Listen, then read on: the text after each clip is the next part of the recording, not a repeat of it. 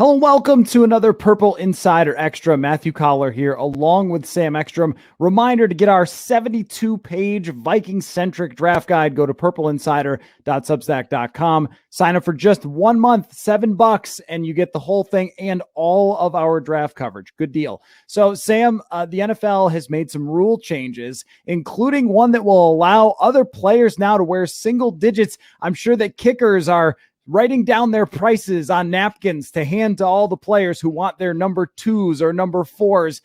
What do you think of now other position players being able to get single digit numbers?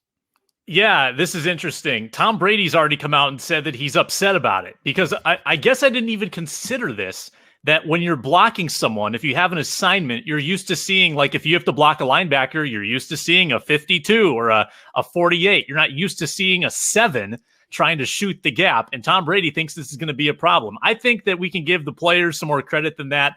I don't think this is going to be a huge issue once we kind of get the ball rolling with it. It's fun. I'm fine with it. It's more like the college game. I don't think there's any reason to like rigidly sort of hold on to these specified numbers, and it was changing anyway. Like wide receivers used to be exclusively in the 80s, it seemed like, and now they're mostly in the teens. That was sort of just a slow evolution over time.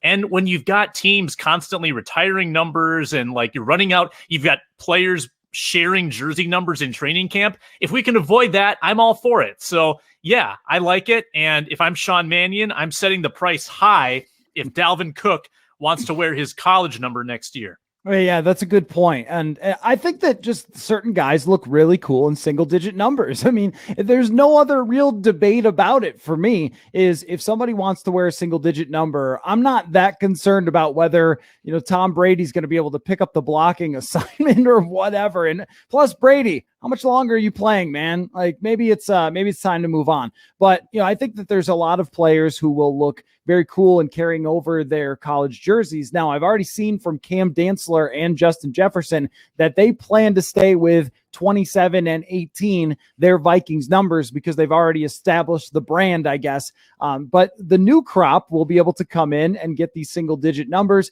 I think it's all about looking cool, trying to be a little more, modern with it. And like, what was the purpose of making those rules so rigid anyway? So my question for you though is, which single digit number is the most cool for which position? Like if you had to pair one position with one single digit number, what would it be?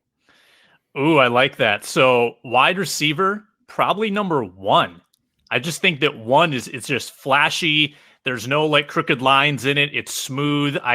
If you can get like a kind of a like very low serif font on the back, so it's just sort of like that one strip down the middle, I think that looks really smooth. Running back, that's a little trickier. How about number 7? 7's another kind of like pure perfect number. I think if it's quarterback, I think Kirk's got a good number. I think 8. That's kind of an optimal quarterback number, but fullbacks can't be single digits, right, Caller? They have to be in the 30s and 40s. This has to be disallowed. Disagree. I think a fullback number 1 would be amazing.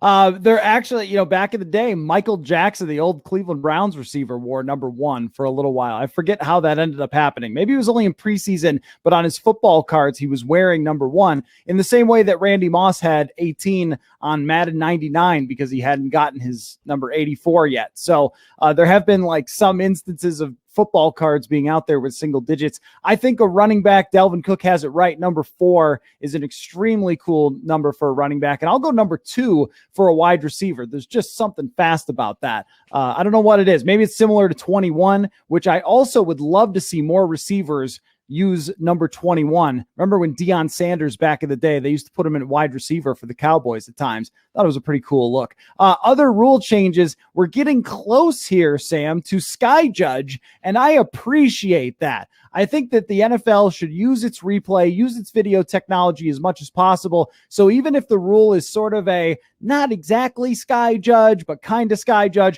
whatever it takes, get more of these things right. Yeah, let's reduce the meaningless challenges. Like how many times did we watch Mike Zimmer last year just, have the big frustrated like flag throw when he knows that they're going to win the challenge because it was a stupid call on the field. this new rule with the extra replay official will help eliminate some of that stuff where they can sort of interject. If they've clearly seen evidence on replay, they can relay that down and help prevent bad calls made on the field.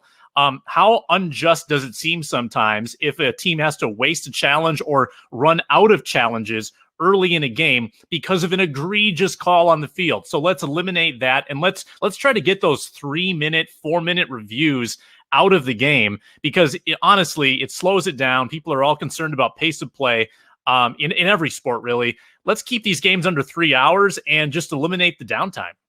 I think that this is a perfect opportunity to take a big step toward not needing challenges ever again for coaches. It's always frustrated me, Sam, that part of being a good NFL coach is whether you can figure out if the refs got it wrong or not, and then managing your hankies. So it's like, oh, I already used one, so should I challenge this one?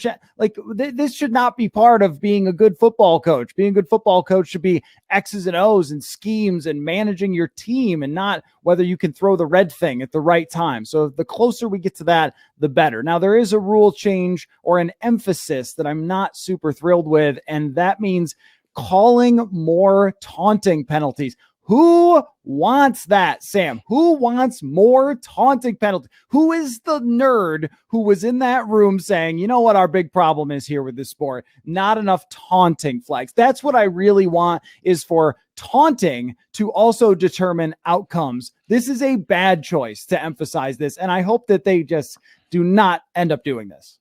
Yeah, I hope this is one of those 1-year probationary things that they realize was a horrible idea, like reviewing pass interference. I mean, it's so subjective. You're going to have guys that, every defensive back is going to get up from a pass breakup. They're going to give like the incomplete sign, right? So if they do it like in the vicinity of another, like an opposition player, is that going to be taunting? How close do they have to be to the opponent for it to be taunting versus just a celebration? I'm confused by it. It's going to be a problem. It's going to make coaches and players mad. It's not going to enrich the game whatsoever. Honestly, the taunting, it creates some like intriguing rivalry and some beef like within the game sometimes that just adds another layer that I'm fine with. So hate it completely. There's so much energy and emotion in these games. Don't try to take it out. So as we leave here, let me taunt you with the Dikembe. Yeah, exactly. So anyway, Purple Insider Extra. Make sure you go to wherever you get your podcast. Just type in Purple Insider. All of our draft lead up and content there. And maybe we'll propose some new rule changes that are even better. So this has been a Purple Insider Extra. We'll catch you next time.